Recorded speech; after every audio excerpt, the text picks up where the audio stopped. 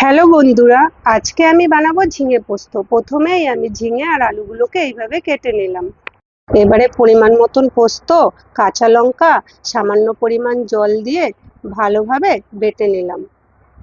এবার কড়াইতে তেল গরম করে আলুগুলোকে ছেড়ে দেব। এবার পরিমাণ মতো নুন, ছোট চামচের 1 চামচ হলুদ গুঁড়ো ও 1 চামচ জিরার গুঁড়ো দিয়ে এবার ভালোভাবে আলুটাকে ভেজে নিলাম। ভালোভাবে ভাজা হতেই এর মধ্যে ঝিঙেগুলোকে দিয়ে দেবো। এরপরে একটু ভালোভাবে নাড়িয়ে চাড়িয়ে নিতে হবে। পরে এর মধ্যে দুটো কেটে রাখা টমেটো দিয়ে দেবো। এরপরে দিয়ে দেবো ছোট চামচের 1 চামচ লঙ্কার গুঁড়ো ও পোস্ত বাটা দিয়ে ভালো করে নাড়িয়ে নেব।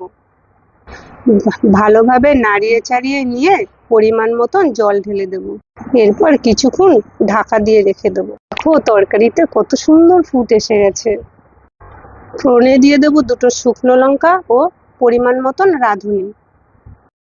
এবার কড়াইতে ঝিঙে পোস্তটা ঢেলে দেব।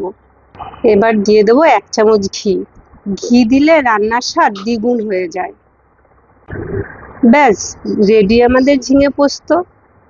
গরমের দিনে দুপুরবেলা গরম ভাতে দারুণ জমে যাবে। তোমরাও বাড়িতে ট্রাই করতে পারো। রান্নাটা ভালো লাগলে অবশ্যই আমার চ্যানেলটাকে সাবস্ক্রাইব করো।